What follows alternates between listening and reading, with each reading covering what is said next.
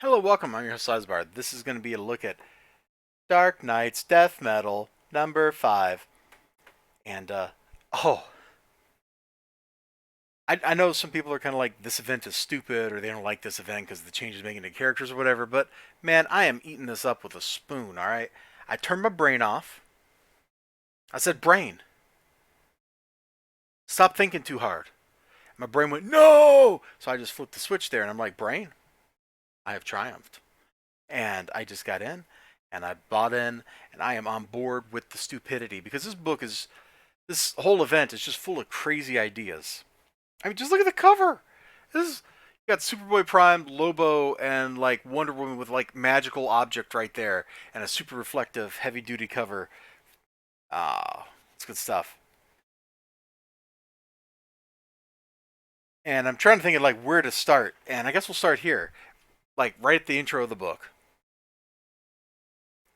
Robin King is busy mocking the heroes that the Robin King has just mopped the floor with. He's writing the story of how Wonder Woman had this great speech and da da da da da. And then the Batman who laughs, who is now the Darkest Knight because he's got Dr. Manhattan powers or whatever, rolls in. And he's like, you can kill them soon enough. We got to go kill Perpetua.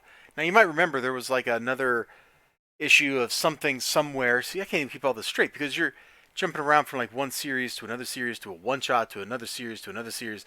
It's kind of a big mess. Storytelling is kind of a big mess. But Batman Who Laughs is like, yo, let's fight Perpetua. And he's doing that in some other book because there's this like narrator dude who rolled in and he's all like, I'm Cosmic Ghost Rider, except I'm not. And we get to watch some of the battle through his perspective as he goes around and he like da da da da da and does whatever. Yeah, there's a whole lot of that kind of stuff of like I don't know why people are doing what they're doing or even what they're doing, but it looks cool going on with this miniseries. So he gets him, and they go off to do battle, which leaves the heroes to deal with Castle Bat. Now I know on my stream Ninja Weasel was all like, "That's stupid, I hate it," but it's Batman City, man. Batman City. So the heroes got to fight him. And it turns out that Castle Bat has a whole lot of tricks up its sleeves because, well, it's a living city with everything that has ever been produced in Gotham City inside of it. So there's all kinds of like crazy super weapons in there. The heroes got to battle him. Luthor rolls in. Yeah, you might remember Justice League 57. Luthor gets the Legion of Doom back together with the Legion of Doom ship.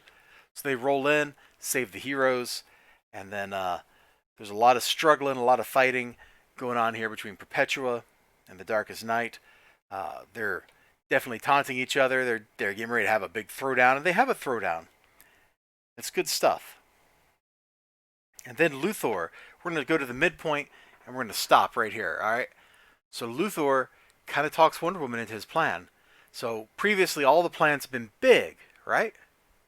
Luthor's like, what if we don't do that? What if we don't go big? What if we make a universe where continuity matters? Oh my god, we're getting meta. We are so meta. Like, like, here's like normal. All right, this is like I'm telling a story. Here's like meta. I'm telling a story about a story. And now Dark Knight's Death Metal is up here somewhere where we're telling a story about how we're going to tell the story. And it's just kind of like, you're getting like too deep. You're going too deep. I love the way everything looks in this book, by the way. I don't know if I've said that already, but I absolutely love it, man. Diana's face, like look at her eyes right there. Those are gorgeous. Absolutely gorgeous. I think it's Greg Capullo on the art. Yeah, it's Greg Capullo on the art. There, you can read that. It's just gorgeous. Her eyes look great. Her face looks great down here. Look at these expressions. Batman looks great. They all look great. Um, and they're kind of like, Bruce Clark, tell me the truth, please. And Batman is like, and this is a spoiler, but I'm already showing the page, so Batman's like, I'm dead. And Superman's like, yeah, I'm corrupted by anti-life. Like, here's the story. We're villains now. Like, we've been cursed into being evil now because of this universe. Group hug. So the plan is, basically to stop doing reboots. They're going to use some crazy machine that Lex Luthor built. They're going to undo all the universe's reboots. And meanwhile, while the heroes are off doing that, there's another group of heroes and villains and stuff. All the people that they've recruited, that they got out of the prison, and their plan is they're going to destroy the world. They're going to fight off all the evil worlds. Like, this is definitely feeling like some Crisis on Infinite Earths crazy, crazy stuff. Or that Avengers Justice League crossover where like they're attacking, like I think it was Krona's lair or something, like, and the heroes are being rewritten and changed on the fly because the continuity is shifting like water around them. Uh, I'm getting that kind of like crazy, crazy, super big vibe out of this, which is pretty cool. Definitely enjoying it. But Luthor's whole plan is just like hope is more powerful than the despair of a crisis. And so he's just trying to talk Wonder Woman into that. Because they tried that already and it didn't work. But now they're going to try it again. And hopefully this time it works, right? I mean, we're kind of running out of issues to tell this story in. So something had darn well better work, or we're just going to be stuck in events forever. Which, we're just going to be stuck in events forever anyway, because that's how marketing departments work, and it's a shame, but, you know. I at least like the premise of we're going to fix the universe by not putting all these naughty little events in the timeline, and knowing that there's events coming in the timeline, it's kind of silly. There's a lot more I'd love to show you in this book, but I can't.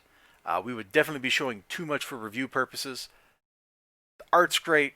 The writing, I've definitely enjoyed it. The fact that we got like Superboy Prime hanging around, I think is an absolute hoot.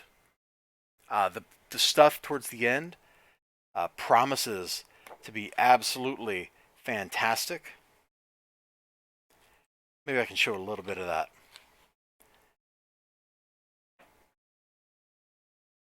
Can I just show like this? Like you can see like all the villains rolling in, man, against all the heroes right there. All right, we showed that, but just briefly. I don't think it was like too bad. It promises like issue 6 is just going to be like one big, long, awesome fight sequence interspersed with like them using the machine to fix the universe or something. I'm looking forward to it. You might not be. Other people might not be because they think the event's silly. But I have had an absolute blast with this. Probably helps that I'm not like super. Uh, I'm not like super adhering to. No, that's the wrong phrasing. I'm not super into like modern DC continuity. Like I think this is kind of silly. All DC continuity since Final Crisis, like New 52, I thought was a bad idea, and so I don't really take any of this DC stuff seriously since then. So I can just sit back and enjoy it. But I know people that are like really into continuity are probably going like, "What are they doing to Starfire?" For example, and it's perfectly an understandable kind of position to be in. Anyway, I've kind of started rambling here. You all take care of yourselves. You have a great day, great night, great whatever you got going on. You might want to check Death Metal out. It's just been a hoot. It's just been a hoot. And sure, see you next time. Bye bye.